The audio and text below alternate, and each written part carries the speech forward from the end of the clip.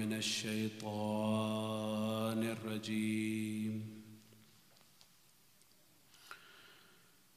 بسم الله الرحمن الرحيم. الحمد لله رب العالمين.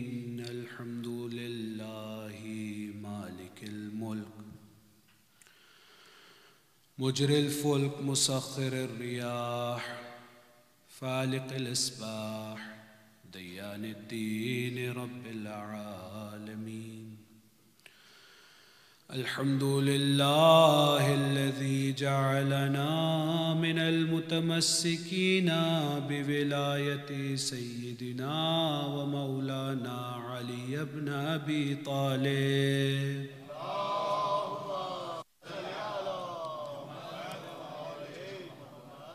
ثم الصلاة والسلام والتحية والإكرام على النبي الأمي المكي المدني سيدنا ومولانا ومولى الثقلين بالقاسم محمد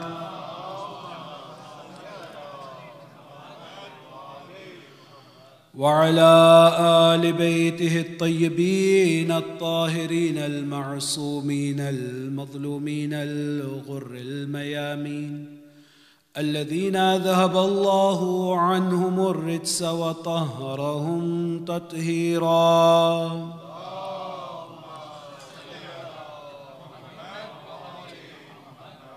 ولعنة الدائمة على أعدائهم من حين عداوتهم إلى قيام يوم الدين. أما بعد، فقد قال الله الحكيم في كتابه الكريم وقوله الحق. بسم الله الرحمن الرحيم. قد أفلح من زكاها وقد خاب من دساها.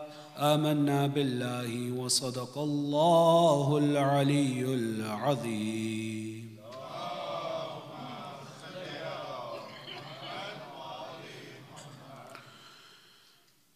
عزیزان محترم، عزاداران سید الشہداء، آج ہمارا سلسلہ گفتگو ترتیب کے عنوان سے 11ویں مجلس یا 11ویں گفتگو کے عنوان سے ایک ایسے مرحلے میں داخل ہو رہا ہے کہ ساتھ ساتھ موضوع کی طوالت اور وقت کی کمی کا بھی احساس ہے، اور ساتھ کے ساتھ اس چیز کا بھی احساس ہے کہ شام غریباں ہے. بہت سے آپ میں سے کل رات سے جاگے ہوئے ہیں، مجلس عزا میں مصروف ہیں، یا واپس گھروں کو جانا ہوگا، تو بہت طوالت نہیں ہوگی، اور انشاءاللہ ہم اپنی گفتگو کو انشاءاللہ اللہ کی مدد اور نصرت سے سوئم کے دن ایک خلاصے کی طرف اور ایک جمع مطالب کی طرف لے کر بڑھیں گے انشاءاللہ. جیسے میں نے عرض کیا تھا کہ یہ موضوع واقعاً بہت توجہ طلب دقت طلب ہے، اور اپنی طوالت کے ساتھ ساتھ انسان کو، اس کی فکر کو اور خود انسان کی تمام توجہات کو اپنی طرف چاہتا ہے. اسی لیے مرحلے جو نفس کے میں نے صرف ان کے نام لے سکا آپ کے سامنے، اور سب سے پست اور ادنا مرحلہ جس پہ ہر انسان موجود ہوتا ہے، جو نفس امارہ ہے، اس کے حوالے سے ہی گفتگو ہو پائی. اس سے بڑھ کے نفس لوامہ ہو جائے یا نفس مطمئنہ ہو جائے، نفس راضیہ ہو جائے یا مرضیہ، اس کی تعریف بھی ہم نہ کر سکے. یہ خود کمال ہے تعلیمات محمد و آل محمد کا.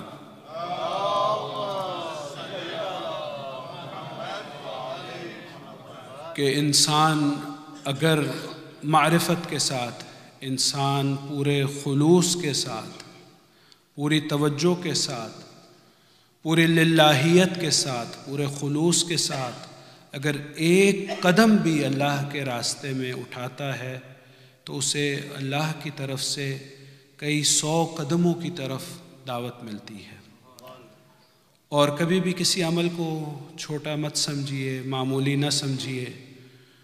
ہم تو اس کو بھی یاد کر رہے ہیں، اس کی اذا میں بھی بیٹھے ہیں جس نے ساری زندگی اس گمراہی میں گزار دی، لیکن ایک نظر لطف جناب سیدہ ہوا تو وہ ہر دشمن اور اعداء کی صف میں سے نکل کر علیہ السلام ہو گیا۔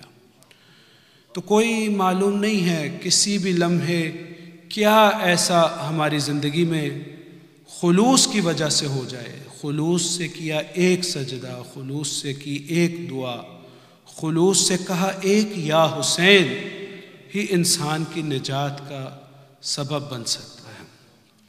اسی لیے ہم تو اختصار اور طوالت کو تو بہت اچھے سے سمجھتے ہیں، کیونکہ ہمیں اللہ نے اس در سے وابستہ کیا ہے کہ جس کے ہر فرد کے فضائل اتنے کہ زندگیاں ختم ہو جائیں اور انسان ان کی فضیلت بیان نہ کر سکے۔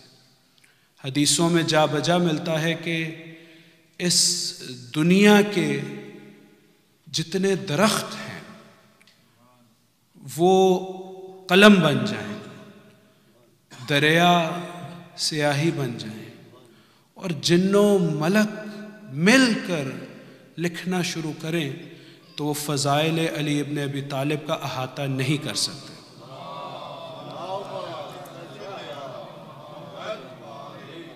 یعنی ایک طرف وسعت فضائل حیدر کرار اتنی کہ ساری کائنات کے جن و ملک اور انسان مل کر لکھنا چاہیں تو بھی نہیں لکھ سکتے، احاطہ نہیں کر سکتے۔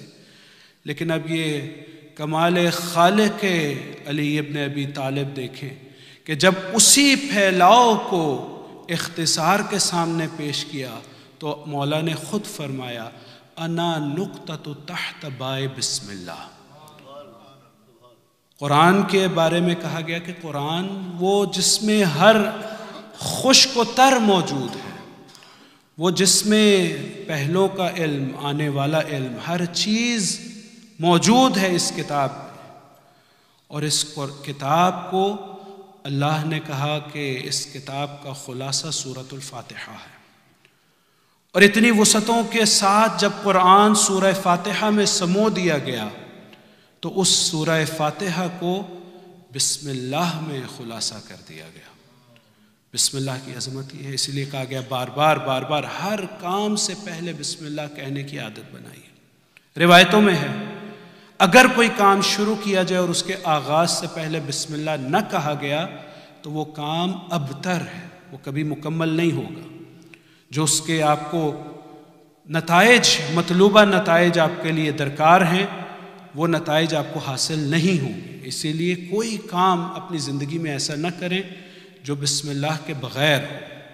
اور ایک اس کا جانبی فائدہ یہ ہے کہ جب انسان عادت بنا لے گا، کرسی پر بیٹھنا ہے تو بسم اللہ الرحمن الرحیم، گاڑی کو سٹارٹ کرنا ہے بسم اللہ الرحمن الرحیم، کتاب کو کھولنا ہے بسم اللہ الرحمن الرحیم، پانی پینا ہے بسم اللہ الرحمن الرحیم، تو جب یہ عادت بن جائے گی تو انسان اپنے ہر فعل میں کرنے سے پہلے یہ سوچے گا کہ میں اس کو بسم اللہ سے شروع کر کے کیا خالق کے حضور شرمندہ تو نہیں ہو جاؤں گا۔ یعنی پھر انسان کوئی ایسا کام نہیں کرے گا کہ جس کی ابتدا میں بسم اللہ کا پڑھنا زیب نہیں دیتا اس کام کو۔ تو کہا قرآن کو خلاصہ کیا سورہ فاتحہ میں، سورہ فاتحہ کو خلاصہ کیا بسم اللہ الرحمن الرحیم میں، اور بسم اللہ کو خلاصہ کیا با میں، اور با کا خلاصہ ہوا اس نقطے میں جو با کے نیچے ہے۔ اب سمجھ آئے گی کہ مولا جو فرما رہے ہیں انا نقطۃ تحت بائے بسم اللہ، کہ اگر کائنات کے تمام علوم کو آ کر دیکھنا ہے تو مجھ حیدر کرار کی ذات میں دیکھو۔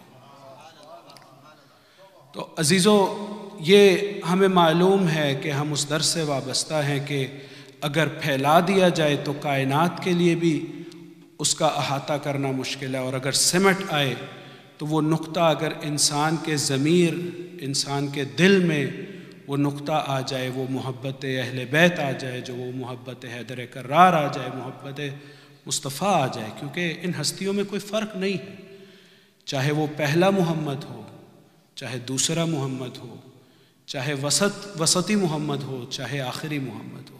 اور محمد و آل محمد بلند تر صلوات۔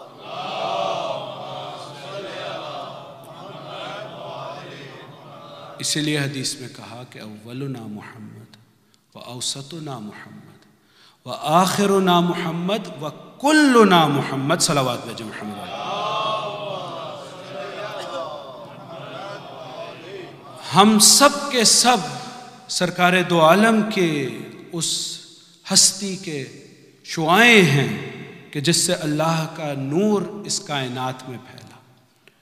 اب وہی نور جو زمانے علی بن ابی طالب میں ان کی صورت میں پھیلا، وہی نور جناب مجتبیٰ کے دور میں ان کی صورت میں پھیلا، اور وہی نور آج کربلا میں گل کرنے کی کوشش کی گئی۔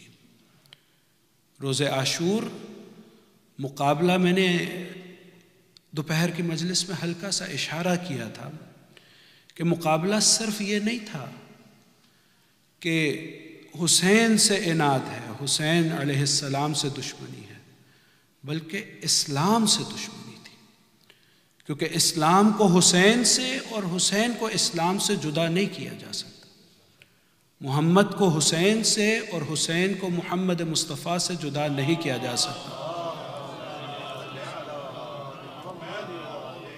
تو کربلا کا میدان صرف ایک ایسا معرکہ نہیں ہے جس کو جاہلوں نے، میں نے دو شبہوں کی طرف دوپہر کو اشارہ کیا، اور آج ایک اور شبہے کی طرف، ایک اور ڈاؤٹ، اور ایک ایسی چیز کہ جس سے ہمارے جوانوں کے ذہنوں کو الجھایا جاتا ہے کہ یہ تو دو خاندان تھے، بنی ہاشم کا ایک نمائندہ تھا اور ایک بنو امیہ کا نمائندہ تھا، اور یہ عرب میں ایک معمول تھا کہ ہمیشہ جنگیں ہوا کرتی تھی، لڑائیاں ہوا کرتی تھی۔ اس کو بھی بہت زیادہ ایک زمانے میں پھیلایا گیا آج سے 2-3 سال پہلے، اور پھر جب دیکھتے ہیں کہ عوام کے ذہنوں میں چیزیں محو ہو رہی ہیں، پھر بازگشت آتی ہے میڈیا کے ذریعے، آج کل سوشل میڈیا کے ذریعے، کہ یہ تو کوئی بڑی بات ہی نہیں تھی، اس سے پہلے بھی ہوا، اس کے بعد بھی ہوا، اور یہ تو عرب میں دستور تھا۔ نہیں نہیں، ایسی بات نہیں ہے۔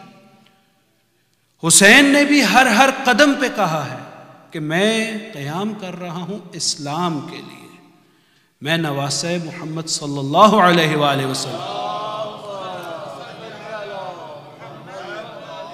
اور ان سے بھی تاریخ نے اقرار لے لیا مختلف موقعوں پہ۔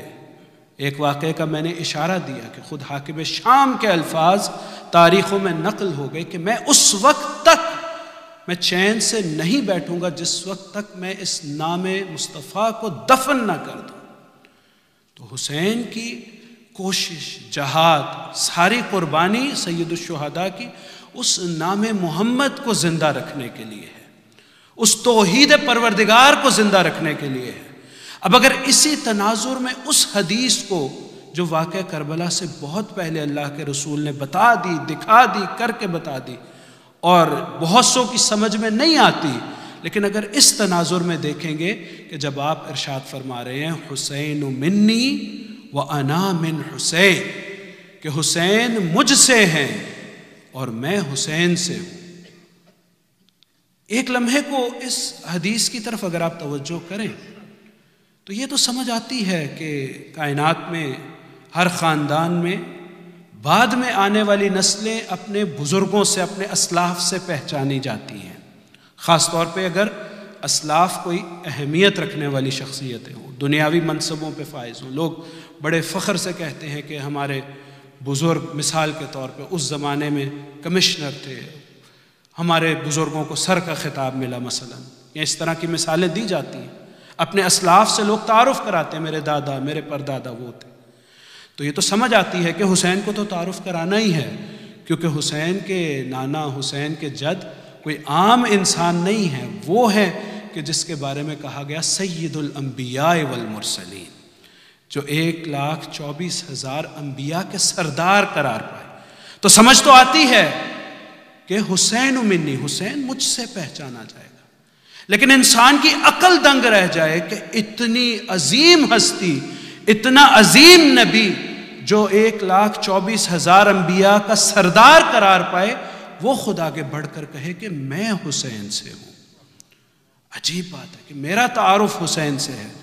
تو اب اس حدیث کی سمجھ آئے گی آج 14 صدیاں گزرنے کے بعد کہ اگر سید الشہداء اس روز میدان کربلا میں وہ عظیم ترین قربانی نہ دیتے تو پھر کوئی نام مصطفیٰ لینے والا نہ ہوتا، اور اس میں پورا کردار برابر کا حصہ شریکت الحسین جناب زینب کبریٰ کا ہے، اور یہ رات جناب زینب کبریٰ سے ہے۔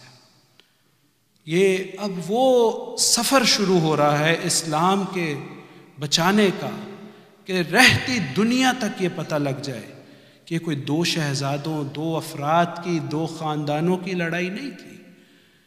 یہ وہ جنگ تھی کہ جس میں حسین نمائندہ الہی، نمائندہ توحید بن کر، محمد مصطفیٰ کا وارث ہو کر اسلام کا دفاع کرنے کے لیے کھڑے ہوئے ہیں، اور یزید اپنی بھرپور نجاست کے ساتھ اسلام کی دشمنی کو عیاں کیے کھڑا ہے۔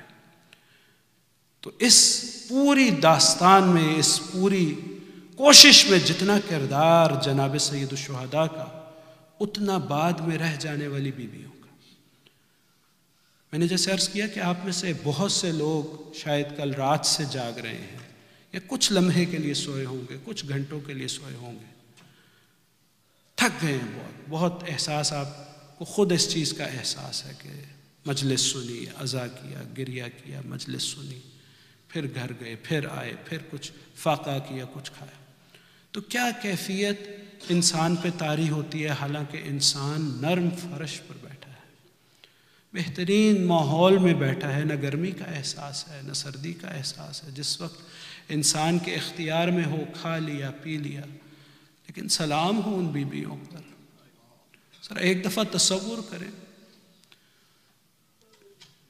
شام غریباں جو عصر عاشور یا سورج ڈھلنے کے بعد شروع ہوتی ہے، یہ مصیبتوں کا اختتام نہیں ہے، یہ تو مصیبتوں کی ابتدا ہے۔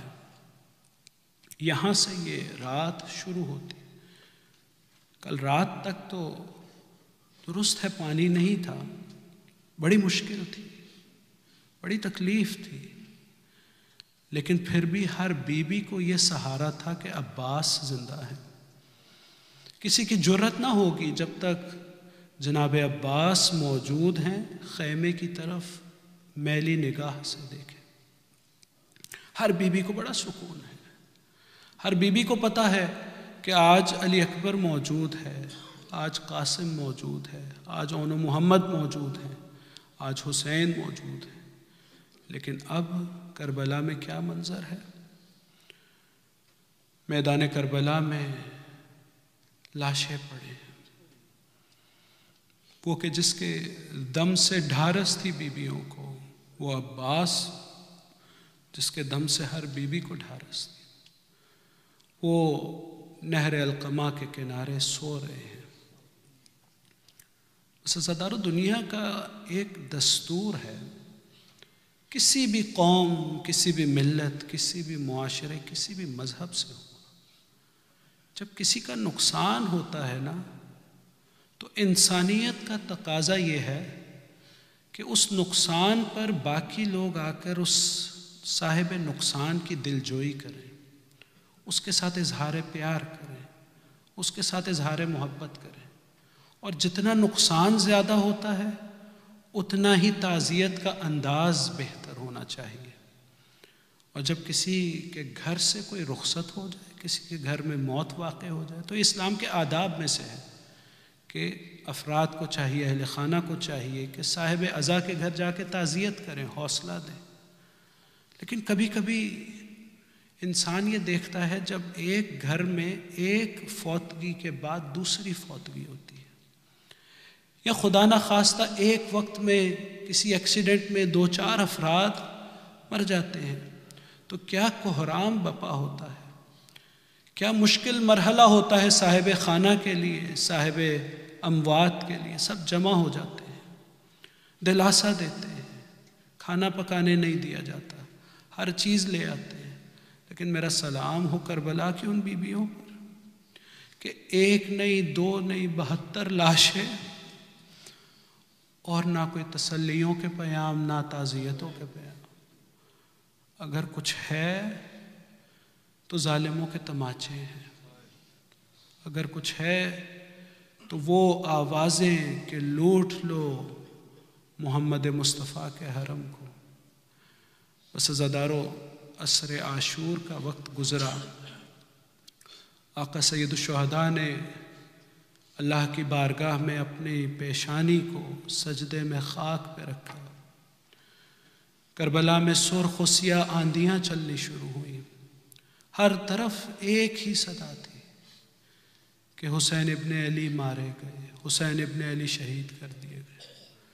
بس عزادارو، میں نے تھوڑا سا شہادت کا منظر پڑھا، اب نہیں پڑھا جاتا، بڑا سخت مرحلہ ہے، لیکن تاریخوں میں یہ ملتا ہے کہ وہ باوفا سواری سید الشہداء کی، جب آقا پر لوگ حملہ کر رہے تھے تو یہ سواری آقا کے اطراف میں اپنے آپ کو اس طرح سے دائرے میں چلا رہی تھی جیسے چاہتی ہو کہ آقا پہ لگنے والے تیروں کو یہ سواری اپنے اوپر لے لے، اور اس خون اطہر سے، اس پاک خون سید الشہداء سے اپنے آپ کو رنگین کر کے جب یہ گھوڑا چلا ہے نا، تو وہ بچی جس نے بابا کو بڑی آس سے وداع کیا تھا، اب اسی خیمے کے دروازے پر بیٹھی ہے کہ ابھی بابا آئیں گے۔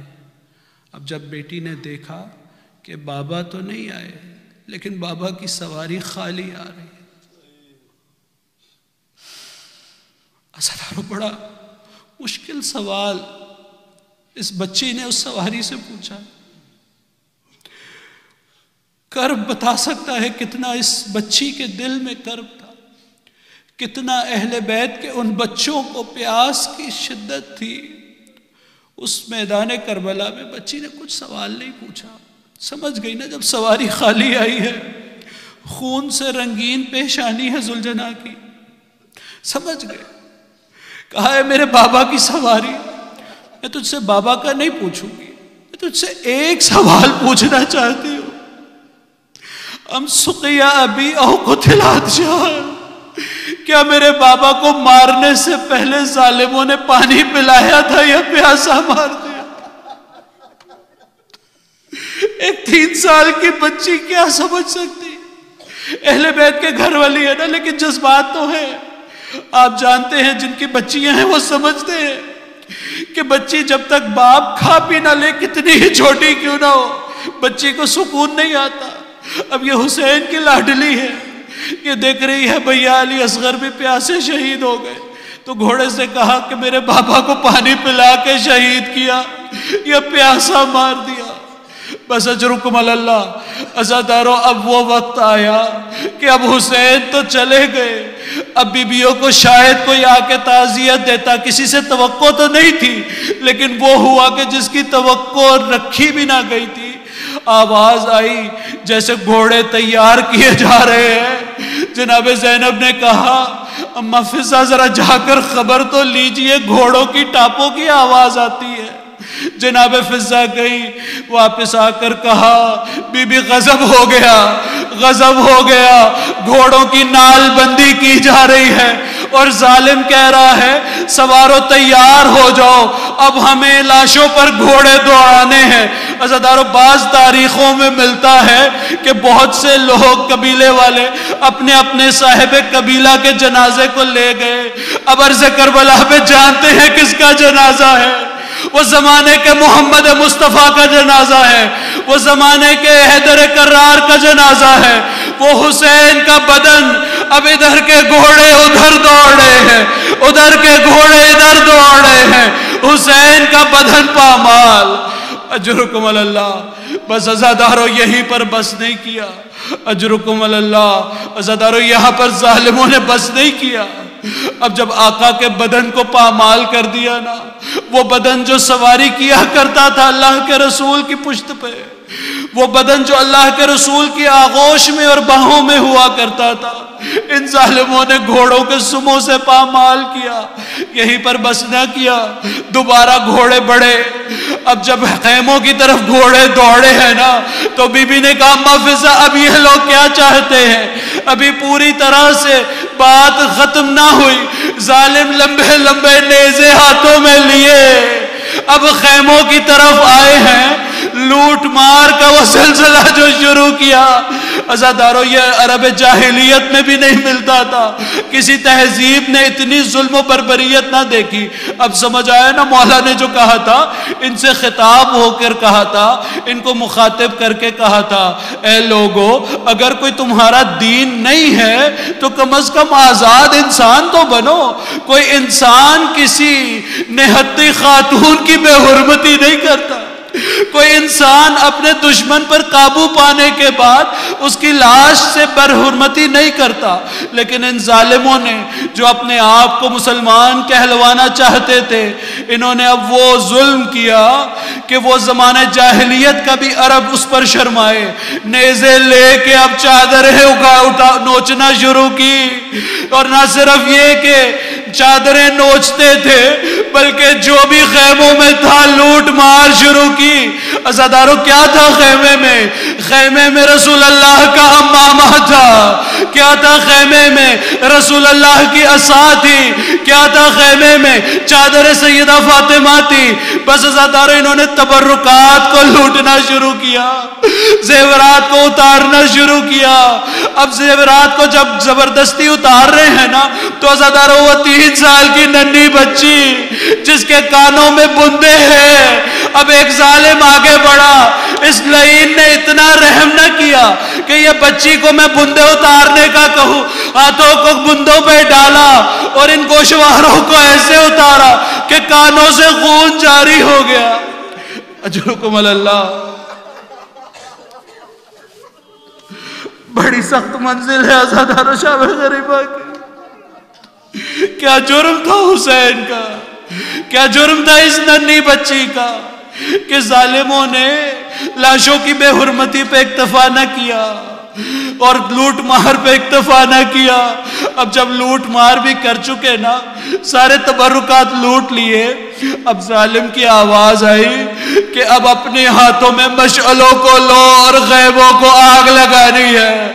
عزادارو یہ ظالم ہاتھوں میں آگ کو لے کر بڑھے، اب پہلے خیمے کو آگ لگائی، اب جو خیمے میں بچے اور بیبیاں تھی بھاگ کر دوسرے خیمے میں اس کو بھی آگ لگائی گئی، تیسرے کو بھی آگ لگائی۔ اب خیموں کو آگ لگاتے جاتے ہیں، بیبیاں اور بچے ہر خیمے میں پناہ لے رہے۔ اب جب سب آخری خیمے میں آ گئے اور اس کو بھی جب آگ لگا دی نا، عزادارو ایسے عرض کربلا پر وہ ننھے بچے، ان کی ماں اس طرح سے بکھر گئے جیسے تسبیح کو توڑ کے اس کے دہنوں کو پھیلا دیا جاتا ہے۔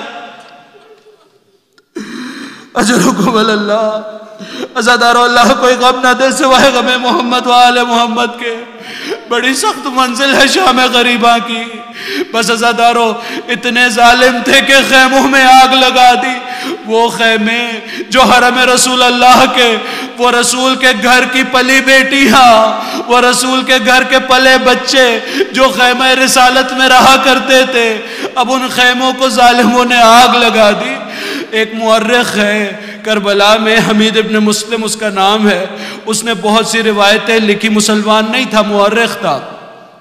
وہ لکھتا ہے کہ جب آخری خیمے کو بھی آگ لگا دی گئی نا اور بچے اور بیبیاں ایک دفعہ ادھر سے ادھر الگ الگ ہو گئے، تو میں دیکھ رہا تھا کہ جو خیمہ جل رہا تھا، ایک ایسا خیمہ تھا جو جل رہا تھا جس کے کنارے پہ ایک قد بلند بی بی کھڑی تھی، اور وہ بی بی کبھی اس خیمے میں جانا چاہتی تھی لیکن خیمے کی آگ بی بی کو اندر جانے نہیں دینا چاہتی تھی۔ پھر جب کچھ آگ کا رخ کم ہوتا تھا پھر کوشش کرتی تھی۔ کہتا ہے مجھے تجسس ہوا، میں نے کہا میں دیکھوں شاید اس بی بی کا کوئی سونا، کوئی جواہرات، کوئی قیمتی چیز رہ گئی ہو، تو میں قریب جا کر مشاہدہ کرنا شروع ہوا۔ اب تھوڑی دیر گزری تھی، میں نے دیکھا کہ یہ بی بی جلتے خیمے میں داخل ہو گئی، یقیناً بہت قیمتی چیز ہوگی نا، اور جب یہ تھوڑی دیر بعد جلتے خیمے سے یہ بی بی آئی تو اپنی پشت پہ وہ گٹھڑی اٹھائی ہوئی ہے کہ جس کے پاؤں خط دے رہے ہیں۔ میں نے پوچھا یہ بی بی کون ہے؟ کہا یہ حسین کی بہن زینب ہے جو اپنے زمانے کے امام کو لے کر آ رہی ہے۔ میں کہوں گا بڑا احسان ہے شریکت الحسین آپ کا، آج ہمارے اوپر بڑا احسان ہے آپ کا، اجرکم اللہ۔ عزادارو، اس سے پہلے علماء نے بیان کیا کہ جب خیموں میں آگ لگ رہی تھی نا، وہ زینب جس کو اپنے پردے کا بڑا خیال تھا، بڑی فکر تھی، ایک دفعہ سید سجاد کے سامنے گئی۔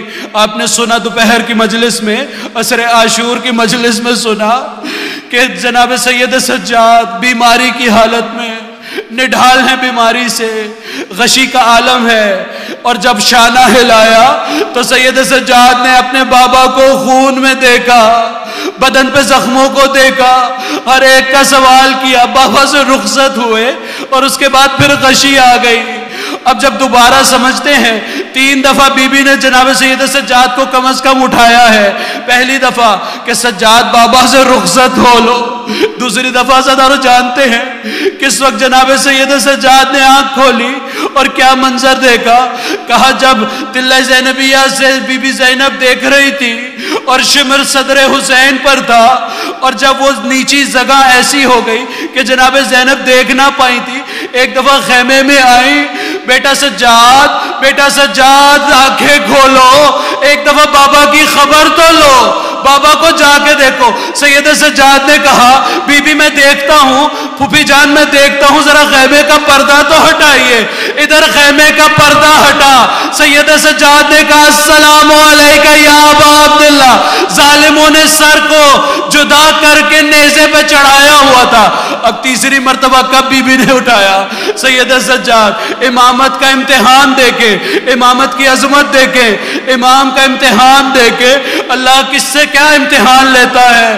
بی بی نے شانہ ہلایا، اے سید سجاد، اے میرے زمانے کے امام، اب تمہارے بابا تو نہ رہے، اب تم امام وقت ہو، ایک مسئلہ تو بتاؤ، کیا اس وقت خیموں میں آگ لگی ہے؟ کیا بیبیاں خیموں میں جل کے مر جائیں یا باہر گئے آدھا میں نکل جائیں؟ کہا پھوپھی اماں آپ تو عالمہ غیر معلمہ ہیں، لیکن چونکہ آپ نے مجھ سے مسئلہ پوچھا تو جان کو بچائیے اور خیموں سے نکل آئیے۔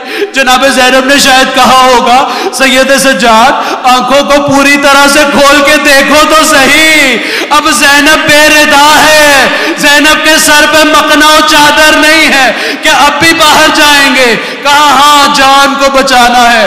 اجرکم اللہ۔ بس عزادارو میں نے مختصر کر دیا، بس 2 جملے اور آپ کی زحمت کو تمام، اپنی آنکھوں سے ان اشکوں کو جانے دیجئے۔ عزادارو شرما کے مت روئیے گا، کون جانتا ہے اگلے برس جیئیں گے۔ اس حسین کو آج پرسہ دے کر ودا کیجئے، اس بی بی کو کہ جس کے اوپر شام غریبہ آج رات ہو رہی ہے، شاید ہمارے اشکوں کے پیام تسلیوں کے پیام بن جائے۔ بس عزادارو ایک وقت پھر وہ آیا جب بی بی نے سید سجاد کو خیمے میں سے اٹھا کر باہر لا کر رکھا۔ اب جب عرض کربلا پہ نہ بستر ہے نہ چٹائی ہے، تپتی ریت ہے، خاک اور پتھر ہے، اس پتھروں پہ سید سجاد کو رکھا، کیونکہ ظالم تو بستر بھی لے گئے تھے نا۔ اب سید سجاد کو جب ایک جگہ محفوظ طریقے سے پہنچا کے اب بی بی نے دیکھنا شروع کیا کہ ان بچوں کو دیکھے جو آگ لگانے کی وجہ سے تتر بتر ہو گئے ہیں۔ عزادارو کہا ام کلثوم، بہن ام کلثوم بچوں کو ڈھونڈیے، بچوں کی گنتی شروع کی، بچے کچھ نہیں مل رہے تھے، دونوں بہنیں نکلی، دیکھا ایک درخت، ایک بیابان میں ایک چھوٹا سا پودا تھا، اس کے پاس 2 بچے موجود ہیں۔ بی بی نے کہا بہن ام کلثوم لگتا ہے 2 بچے وہاں پر آرام کر رہے ہیں، ذرا آرام سے چلتے ہیں، بچے بھوکے بھی تھے پیاسے بھی تھے، شاید بچوں کو کچھ قرار آ گیا ہو۔ دونوں بیویاں جب بڑی ہیں نا بچوں کی طرف، اور بڑی احتیاط سے جب بچوں کو اٹھانا چاہا تو بدن پہ سموں کے نشان، بچے ٹاپوں کے نیچے مسلے گئے، بچے اس دنیا سے جا چکے تھے۔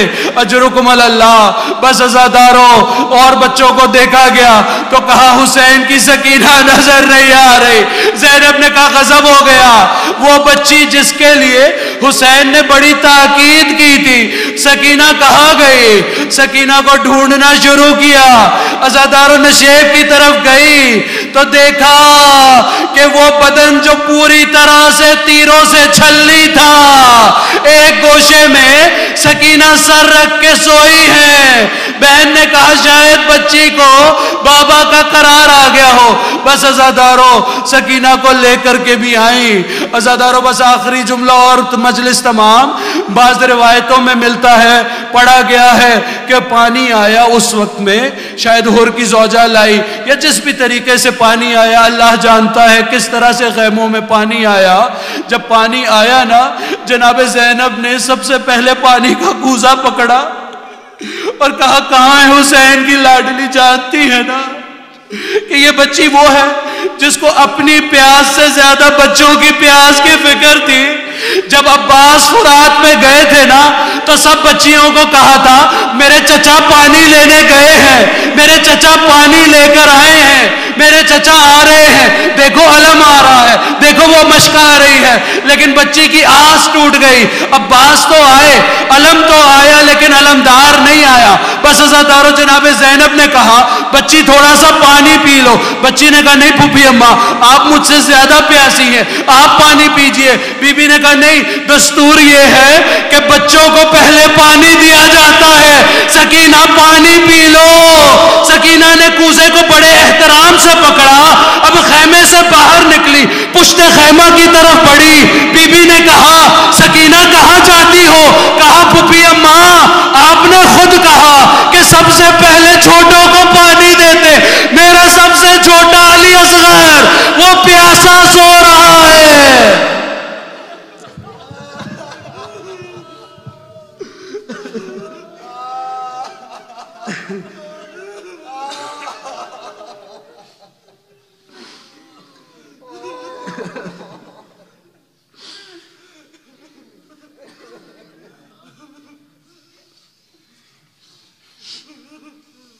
سيعلم الذين ظلموا